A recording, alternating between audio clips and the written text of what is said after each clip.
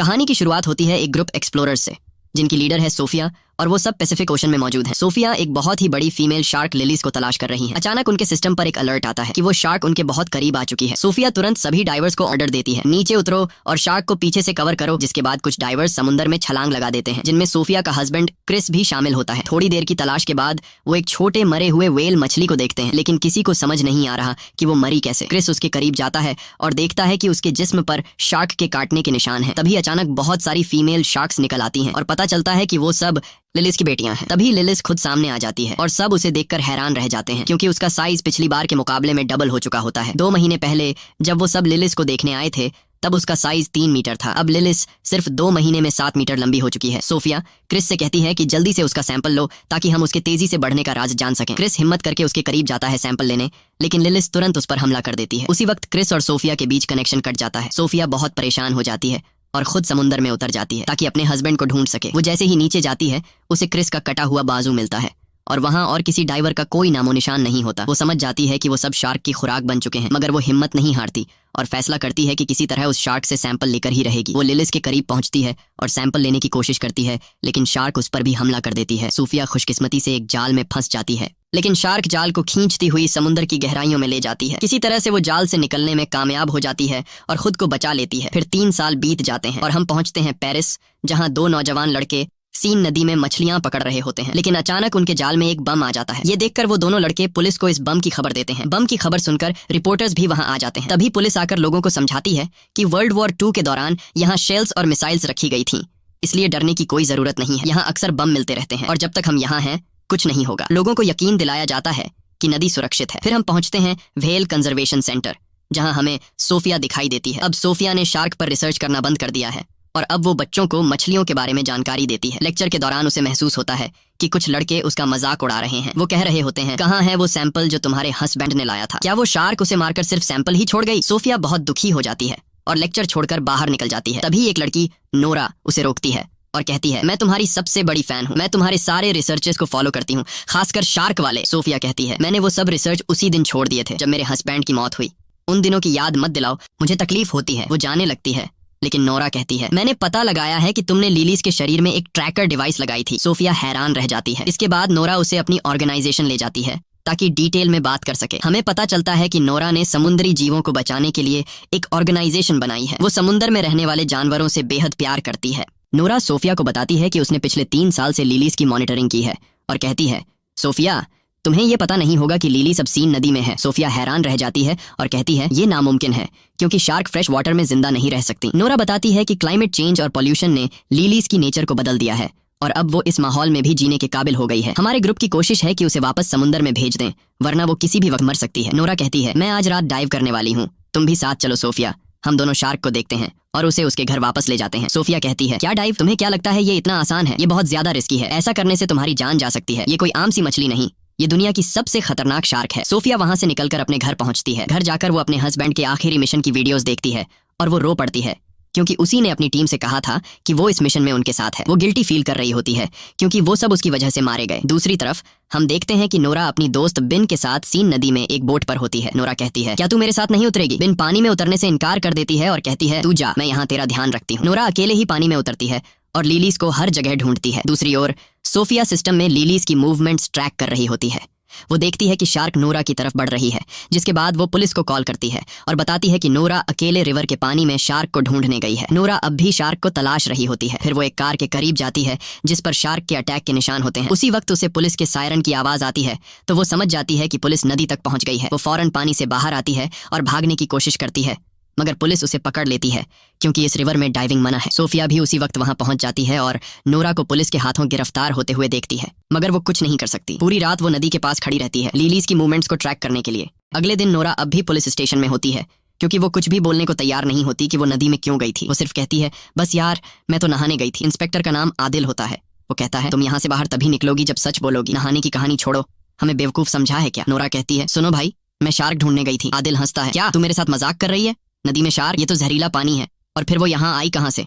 तुमने मुझे बेवकूफ समझा है? नोरा कहती है, मेरा यकीन करो, मैं पानी में शार्क को ढूंढने गई थी, लेकिन अफसर मानने को तैयार नहीं था। दूसरी तरफ सोफिया अब भी उसी जगह पर मौजूद होती है जहां कल रात थी शार्क की मूवमेंट्स को देख रही होती है और वो काफी नर्वस और डरी हुई होती है क्योंकि शार्क उसके बहुत करीब होती है। तभी उसे पुलिस स्टेशन से कॉल आती है और उसे अपने ऑफिस बुलाया जाता है। वहां जाकर उसे पता चलता है कि ये कॉल नोरा की रिक्वेस्ट पर की गई थी ताकि वो ये प्रूव कर सके कि शार्क वाकई नदी में है। तभी पुलिस को एक लाश मिलती है नदी के किनारे से। सोफिया लाश की हालत देखकर डर जाती है क्योंकि लाश का आधा हिस्सा गायब था, जैसे उसे किसी बड़े जानवर ने काटा हो। सोफिया कहती है ये काम तो शार्क का ही लगता है। फिर वो पुलिस स्टेशन जाती है और एक लेडी इन्वेस्टिगेटर को सारी जानकारी देती है जो वो लिलीज के बारे में जानती थी। वो ये भी बताती है कि ये शार्क बहुत खतरनाक है, जैसा कि तुम लोग समझ रहे हो वैसी नहीं। इसका साइज बहुत तेजी से बढ़ रहा है और हमें एक एक्सपर्ट टीम चाहिए ताकि हम शार्क को उसके असली समुद्र में वापस ले जा सकें, वरना अगर ये नदी में रही तो किसी भी वक्त मर सकती है। लेकिन वही नोरा को लगता है कि सोफिया और ऑफिसर शार्क को मारने वाले हैं, इसलिए अब नोरा शार्क को बचाने के काम पर लग जाती है और ऑफिसर सोफिया और अदिल को ऑर्डर देती है कि शार्क को सेफ तरीके से समुद्र में पहुंचाया जाए। फिर सोफिया डाइवर्स की टीम के साथ सीन नदी पहुंचती है ताकि शार्क को पकड़ सके। दूसरी तरफ नोरा भी चुपचाप उनका पीछा करती है और दूर से शार्क की मूवमेंट्स को देखती रहती है। सोफिया और उसकी टीम ट्रैकर के जरिए लिलीज की लोकेशन फिक्स कर लेते हैं। डाइवर्स जल्दी से सूट पहन के नदी में उतर जाते हैं। नोरा को लगता है कि वो लिलीज को मार देंगे तो फौरन अपनी दोस्त बिन को कॉल करती है और कहती है कि वो ट्रैकर सिस्टम हैक कर दे ताकि डाइवर्स शार्क की लोकेशन ट्रेस न कर सकें। बिन उसकी बात मान लेती है और सिस्टम बंद कर देती है। तभी डाइवर्स पानी में लिलीज को तलाश करते रहते हैं और वो लिलीज के काफी करीब होते हैं। उन्हें उसकी मूवमेंट का एहसास होने लगता है। तभी ट्रैकर अचानक बंद हो जाता है और वो उसका लोकेशन नहीं जान पाते। वो सब जल्दी से ऊपर आ जाते हैं इससे पहले कि शार्क उन्हें मार डाले। आदिल हैरान रह जाता है कि ट्रैकर अचानक कैसे बंद हो गया और वो सोफिया से कहता है मुझे लग रहा है कि ये सब तुम्हारा किया धरा है। कसम से अगर कंफर्म हो गया कि तूने ये किया है तो ये तेरे लिए जिंदगी का आखिरी दिन होगा। सोफिया उसकी बातों से नाराज हो जाती है और वहां से चली जाती है और इत्तेफाक से वो नोरा को दूर से देखती है जो छुप के सब कुछ देख रही होती है। तो वो फौरन समझ जाती है कि उसी ने ट्रैकर का सिस्टम खराब किया है। रात को आदिल अपनी अफसर से बात कर रहा होता है और कहता है कि हमें दरिया के आसपास सब रुकावटें लगा देनी चाहिए जब तक हम उस शार्क तक नहीं पहुंचते। तो वो कहती है कि हम नदी का किनारा बंद नहीं कर सकते क्योंकि कुछ दिनों बाद यहाँ एक बहुत बड़ा रेस फेस्टिवल शुरू होने वाला है जिसे हम किसी भी हालत में रद्द नहीं कर सकते। पता चलता है कि ये फेस्टिवल एक बड़ी स्विमिंग रेस है जो सीन नदी में होने वाली है और इसमें देश के सबसे प्रोफेशनल स्विमर हिस्सा लेने वाले हैं। जाहिर है कि सिटी मेयर इस फेस्टिवल को कैंसिल नहीं करेगी क्योंकि इस पर 1 अरब से ज्यादा डॉलर खर्च हो चुके हैं। आदिल बहुत मायूस हो जाता है और सोफिया के बारे में सर्च करता है और उसे सब कुछ पता चल जाता है कि उसके आखिरी मिशन के बाद क्या हुआ था। उसका हस्बैंड और पूरी टीम मर गई और वो अब भी खुद को कसूरवार मानती है। आदिल बहुत दुखी होता है कि उसने उसके साथ सख्त बात की और उसे नाराज करके भेज दिया। अगले दिन नूरा एक वीडियो बनाती है जिसमें वो शार्क के साथ हो रहे जुल्म पर बात करती है। वो कहती है कि हर साल लाखों शार्क मार दी जाती हैं ताकि ब्यूटी प्रोडक्ट्स और अमीरों के खाने बन सकें। ये क्रिएचर भी इंसानों की तरह जीने का हक रखती है। वो अपने जैसे नौजवानों से कहती है कि वो उसकी ऑर्गेनाइजेशन में शामिल हों और लेलिस शार्क को समंदर वापस पहुंचाने में मदद करें। सरप्राइज ये होता है कि वीडियो को लाखों व्यूज मिलते हैं और उसकी टीम में सैकड़ों नौजवान शामिल हो जाते हैं। सबका एक ही मकसद होता है, लेलिस को सलामती से समंदर तक वापस ले जाना। फिर आदिल सोफिया से मिलता है और कहता है मैं माफी चाहता हूँ अपनी बदतमीजी के लिए और वादा करता हूँ कि मैं तुम्हें सिटी मेयर से मिलवाऊंगा।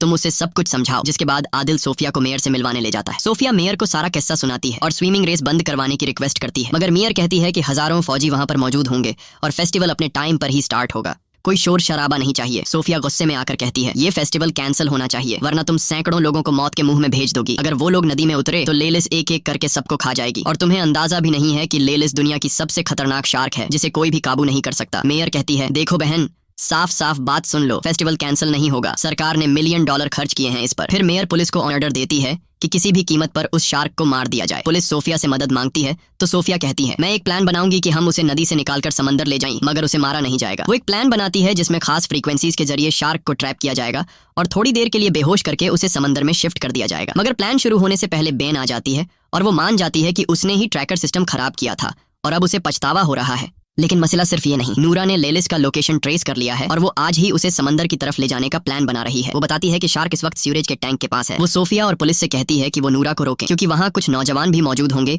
जो नूरा को सपोर्ट करने आए हैं और वो जगह बहुत खतरनाक है क्योंकि वो सीवरेज एरिया बहुत तंग है। सोफिया कहती है अच्छा हुआ तुमने हमें ये बताया और वो यकीन दिलाती है कि वो अपनी दोस्त को बचाएंगी। रात को हम देखते हैं कि नूरा, बेन और ऑर्गेनाइजेशन के बाकी लोग सीवरेज एरिया में पहुंच चुके हैं और मिशन के लिए तैयार हो रहे हैं। बेन थोड़ी नर्वस लग रही होती है जैसे कुछ छुपा रही हो, मगर वो कहती है मैं बस तुम्हारे लिए परेशान हूँ। फिर नूरा पानी में उतरती है ये साबित करने के लिए कि शार्क इंसानों के लिए खतरनाक नहीं होती। अब वो लेलिस का इंतजार करने लगती है। उसी वक्त सोफिया, आदिल और पुलिस वहां पहुंच जाते हैं और उससे कहते हैं फौरन पानी से बाहर आओ, मगर वो लड़की जिद करती है कि वो मिशन पूरा करेगी। सोफिया उस पर चिल्लाती है जो तुम कर रही हो वो गलत है, ये शार्क तुम्हारी सोच से भी बड़ी है, वो तुम्हारा सोनार डिवाइस और तुम्हें जिंदा खा जाएगी। इसी वक्त नूरा के पास एक शार्क नजर आती है। सोफिया फौरन समझ जाती है कि ये छोटी शार्क लेलिस की बेटी है, लेकिन नूरा बहुत एक्साइटेड होती है और शार्क के करीब जाती है और उसे छूने लगती है ताकि सोनार डिवाइस से उसका पता लगा सके। तभी अचानक आदिल पानी में छलांग लगा देता है ताकि नूरा को बचा सके। लेकिन अचानक शार्क गुस्से में आ जाती है और नोरा पर हमला कर देती है और उसे निगल जाती है। उसी समय पूरे इलाके में हलचल मच जाती है और सभी नौजवान डर के मारे वहां से भागते हैं और उनका जो फालतू सा प्लान था शार्क्स को बचाने का, वो इन्हें ले डूबता है। अब हर एक बंदा खुद को बचाने की कोशिश में लगा हुआ था, लेकिन बदकिस्मती से जगह तंग होती है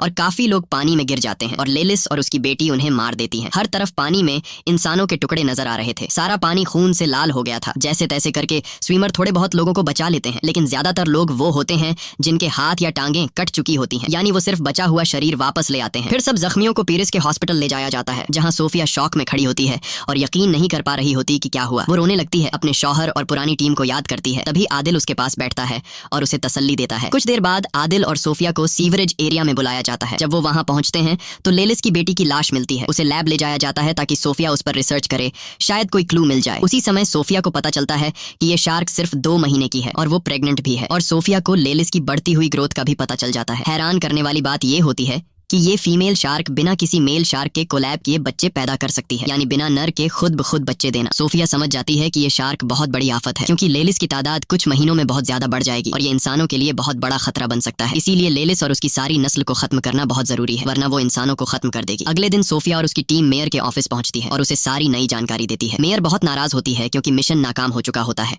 और स्विमिंग फेस्टिवल स्टार्ट होने में सिर्फ कुछ ही घंटे बाकी होते हैं। वो कहती है कि किसी भी तरह इस शार्क को मारो। सोफिया उस पर गुस्सा करती है और कहती है, तुम्हारे लिए पैसे ज्यादा अहम हैं या लोगों की जानें? मेयर गुस्से में कहती है, बाहर निकलो यहाँ से। और फिर वो फैसला करती है कि शार्क को मारने की जिम्मेदारी अब फौज को दी जाएगी। फिर सोफिया और आदिल कैफे में बैठे बात कर रहे होते हैं। सोफिया कहती है, अगर फेस्टिवल को ना कैंसिल किया गया तो बहुत बड़ी तबाही हो जाएगी, क्योंकि मेयर पैसों की भूखी है और मुकाबला हर हाल में कराएगी। आदिल कहता है, चलो मिल के दुनिया बचाते हैं। वो दोनों प्लान बनाते हैं कि वो मेयर के बिना शार्क्स को मारेंगे। फिर आदिल अपने दोस्तों से बात करता है और उनसे मदद मांगता है। सब दोस्त राजी हो जाते हैं और एक टीम बनाते हैं। पहला काम ये होता है कि 2 बम एक्सपर्ट्स को बुलाया जाए ताकि वो पानी में डायनामाइट लगाए और उसी से लेलिस को मारा जाए। फेस्टिवल के दिन सोफिया, आदिल और पूरी टीम नदी में गोता लगाती है और शार्क्स की तरफ बढ़ते हैं ताकि बम खास उनके घर में लगा दें। उधर मेयर मेला ओपन कर रही होती है।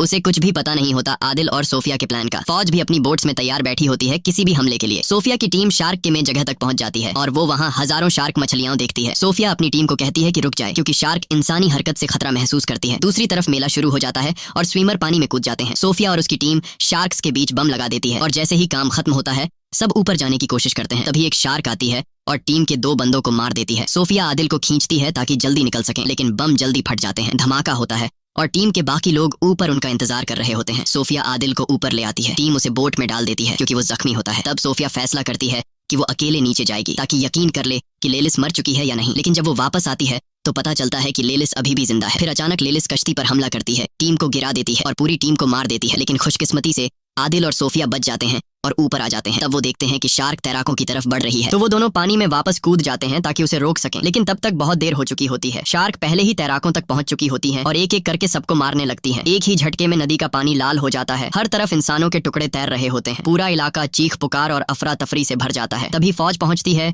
और लेलिस पर गोलियां चलाती है, लेकिन उन गोलियों का उस पर कोई असर नहीं होता। सबसे बड़ा खतरा ये होता है कि नदी के नीचे कई बम पहले से लगे होते हैं। अगर कोई गोली उन पर लग गई तो पूरा शहर उड़ जाएगा। और फिर वही होता है, एक गोली बम से टकरा जाती है और जोरदार धमाका होता है। पूरा शहर तबाह हो जाता है। धमाके की वजह से एक भयानक सुनामी आती है जो पूरे शहर को बहा ले जाती है। कई लोग डूबकर मर जाते हैं, जिनमें सोफिया और आदिल भी होते हैं। सोफिया पानी की सतह पर आती है और बेहोश आदिल को देखकर किसी सुरक्षित जगह ले जाती है। दोनों एक लोहे के बड़े टुकड़े पर चढ़ जाते हैं। कुछ देर बाद आदिल को होश आता है और वो पूछता है, हम कामयाब हो गए? शार्क मर गई ना? सोफिया उसकी तरफ देखती है। उसकी आंखों में आंसू होते हैं, लेकिन वो कुछ नहीं बोलती। आदिल चारों तरफ देखता है और सदमे में चला जाता है। पूरा पेरिस शहर डूब चुका होता है और हर तरफ शार्क मछलियां तैर रही होती हैं।